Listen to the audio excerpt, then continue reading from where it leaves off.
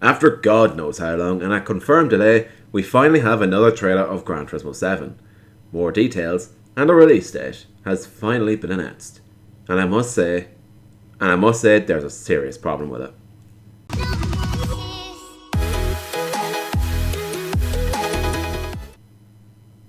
Yeah, remember I said there was a problem? Yeah, that was a total lie. There's absolutely no problem here whatsoever. So let's move on to the first thing. In Gran Turismo 7, dynamic time and weather returns. This feature, which I felt wasn't used to its true potential in Gran Turismo 5 or Gran Turismo 6, and it wasn't used at all in Gran Turismo Sport as it was in the game, the weather is a race's great equaliser. And hopefully in the game's campaign online, we can see the weather and time playing a bigger part than usual. I feel these create much more exciting races, and it just makes the game look a whole lot better, and knowing you have to kind of be a lot more gentle steering into corners and driving around certain tracks and using a certain acceleration and planning your overtakes and your strategies a bit better. It's just much more involving, and it creates an even greater challenge for the game. This system that Polyphony Digital has developed was created by simulating weather and lighting conditions, and it's based on a whole load of data which came from multiple weather research groups. One of those is NASA. Although we only got a small glimpse of it, a full campaign mode returns to Gran Turismo 7. As you can see, we have the whole load of different license tests from National B all the way to Super License as usual, as well as a whole selection of different races that can be done, kind of like the campaign mode that was brought into Gran Turismo Sport a few months after its release. One of the most exciting features, I thought, was proper vehicle tuning, as well as the return of the GT Auto section for vehicle maintenance and modifications. In GT Auto, we will see an array of new features and familiar ones like custom parts, which include a white body mod, and other aerodynamic parts and roll cages are also available. And everything you need to make a race car out of your road car, like Gran Turismo's of old.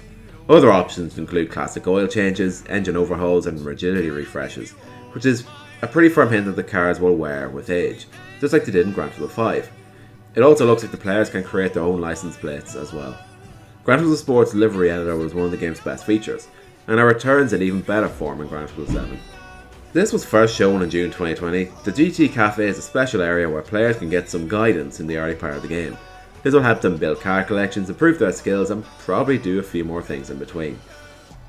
We don't entirely know what the GT Cafe is for, but I feel it's just going to be allowed to be like a small little hub maybe that will help other players communicate with one another and share designs and all that sort of stuff. But who knows? It's back, baby. The used car dealer, like in Gran Turismo of old, has returned, and you will expect to get a nostalgic feel about it. It will mainly consist of older cars with a few miles on the clock, and maybe some other cars looking for a clean bit of health, like an oil change and a body restoration in GT Auto. But don't be expecting any like barn finds or anything like that, just the kind of older used cars you got in the old Gran Turismo games, like when you bought them they needed an oil change and stuff like that.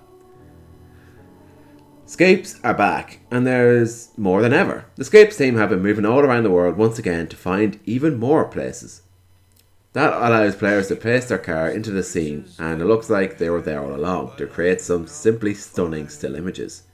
The images in the background are actually real, and then you put the car in it. And I don't know how they do it, but it is really cool. I actually loved it from GT Sport. I wish I spent a little bit more time doing it, but again, it's actually a lot of fun when you try that. Anyway, in GT Sport, there are just over 1,200 locations in 23 countries. And for Gran Turismo 7, this has expanded to 43 countries with 2,500 locations. That should be keeping all of you shutterbugs very occupied for a very long time. And from what we see, there's a new home screen. There's a new hub for Gran Turismo 7 in the form of a little stylized town. It contains all of the various areas of the game, packaged into symbolic buildings dotted around the map. Each of these buildings are dedicated to a specific feature, like in the legendary Gran Turismo 4. This home screen also fades into a nighttime mode with streets and building lights after dark. And that's all that we learned from this new trailer. Actually, I'm wrong. This game will be released on the 4th of March 2022. So maybe put some money aside, mark it on the calendar, because you are probably going to want to play this game just as much as I did. And best of all, it's going to be coming to both the PlayStation 4 and the PlayStation 5. I feel this was a great move from Polyphony, however, it's very important that they get it right. If like the PlayStation 4 version is just Gran Turismo 7 on the PlayStation 5, just a little not pretty looking, then that's just fine. But like if they're removing features and doing all that other stuff, I would be pretty pissed, not gonna lie. For as long as they don't do a Forza Horizon 2 on it and they let you just upscale it for PlayStation 5, I would be happy out. As PS5s are still difficult to get, and I think Sony and Polyphony are aware of that, so they decided to bring it to both consoles. As the PS4 isn't dead just yet. So, what exactly do you think? Are you excited for Gran Turismo 7 just as much as I am? Would you still take Forza over it because you're a loser? Or are you excited for any other games, like the new Test Drive that's coming out?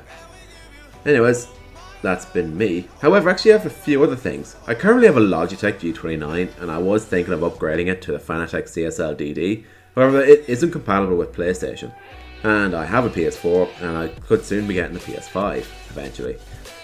But my question would be, should I keep both wheels or sell the Logitech and wait for a PlayStation compatible CSL DD to come out? And another thing as well is, I used to own a Thrustmaster T300 RS. I have a set of pedals and like the wheel. They're for sale. I'm actually going to put them up for sale very soon. If you want to send me a message saying you're interested, then just let me know. Because the servo-based setup though, it gave up on me eventually. However, like the wheel and the pedals are still working 100%. So I could post them up online and I'll let you guys know if you're stuck or if you want them. Because they're just taking up space in my house at the moment. Anyways, that's been me. I hope to see you all guys very, very soon. Remember to like, comment and subscribe.